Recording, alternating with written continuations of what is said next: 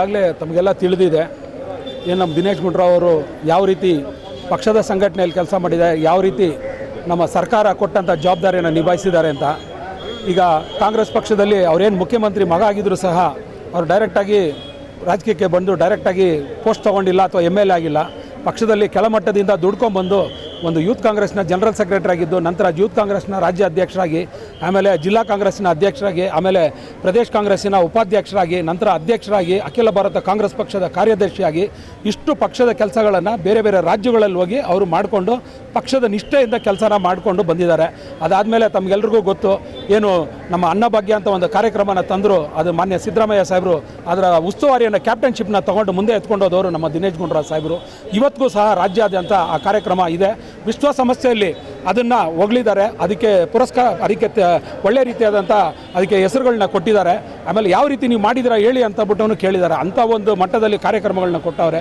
ಅದಾದಮೇಲೆ ಆರೋಗ್ಯ ಕ್ಷೇತ್ರದಲ್ಲಿ ತಾವೆಲ್ಲ ನೋಡಿರ್ಬೋದು ಎಂಥ ಒಂದು ಕ್ರಾಂತಿಯನ್ನು ಇಲ್ಲಿ ಮಾಡಿದ್ದಾರೆ ಅಂತ ಹೇಳ್ಬಿಟ್ಟು. ಅಷ್ಟೊಂದು ಒಳ್ಳೆ ಕೆಲಸಗಳನ್ನ ಮಾಡ್ಕೊಂಬಂದಮೇಲೆ ಅವ್ರಿಗೆ ಕೊಡಬೇಕಾಯ್ತು. ಯಾಕಂದರೆ 6ನೇ ಸಲ ಅವರು ಗಾಂಧಿನಗರ ವಿಧಾನಸಭಾ ಕ್ಷೇತ್ರದಿಂದ ಯಾವುದೇ ಒಂದು ಜಾತಿ ಓಟನ್ನು ಇಟ್ಕೊಂಡು ಅವ್ರು ಗೆದ್ದು ಬಂತವರಲ್ಲ. ಅಲ್ಲಿ ಮಿನಿ ಇಂಡಿಯಾ ಇರ್ತಕ್ಕಂಥದ್ದು, ಯಾವುದೇ ಒಂದು ಬೆಂಬಲ ಇಲ್ಲ, ಹಲವಾರು ಜನರ ಬೆಂಬಲ ಇದ್ದು ಇವತ್ತು ದಿನೇಶ್ ಗುಂಡೂರಾವ್ ಅವರು ಇವತ್ತು ಶಾಸಕರಾಗಿ 6ನೇ ಬಾರಿ ಗೆದ್ಕೊಂಡು ಬಂದಿದ್ದಾರೆ. ಅಂಥವ್ರನ್ನ ಇವತ್ತು ನಾವು ಕೈ ಬಿಟ್ಟಿದ್ದೀವಿ ಅಂದರೆ ಏನು ಸಂದೇಶನ ಕೊಡ್ತಾ ಇದ್ದೀವಿ? ಯಾವುದಾದ್ರು ಒಂದು ಮಾನದಂಡ ಇರಬೇಕು. ನಾನು ಹೇಳೋದು, ಹಳಬ್ರಿಗೆ ಯಾರಿಗೂ ಕೊಟ್ಟಿಲ್ವಾ, ಆಯಿತು ನಮಗೂ ಕೊಟ್ಟಿಲ್ಲ, ಸಮಾಧಾನ ಪಡ್ಕೊತೀವಿ. ಈ ವಿಷಯಕ್ಕೆ ಕೊಟ್ಟಿಲ್ಲಪ್ಪ ನಿಮಗೆ ಅಂತ ಹೇಳ್ಬಿಟ್ಟು ಕಾರಣ ಹೇಳಿ. ಹಂಗಲ್ವಲ್ಲ, ಹಳಬ್ರಿಗೂ ಕೊಟ್ಟಿದ್ದೀರಾ, ಹೊಸಬ್ರಿಗೂ ಕೊಟ್ಟಿದ್ದೀರಾ, ಮತ್ತು ಇಂಥವ್ರಿಗೆ ಎಮಿನೆಂಟ್ ಆಗಿರೋರಿಗೆ ಯಾಕೆ ಬಿಟ್ಟಿದ್ದೀರಾ?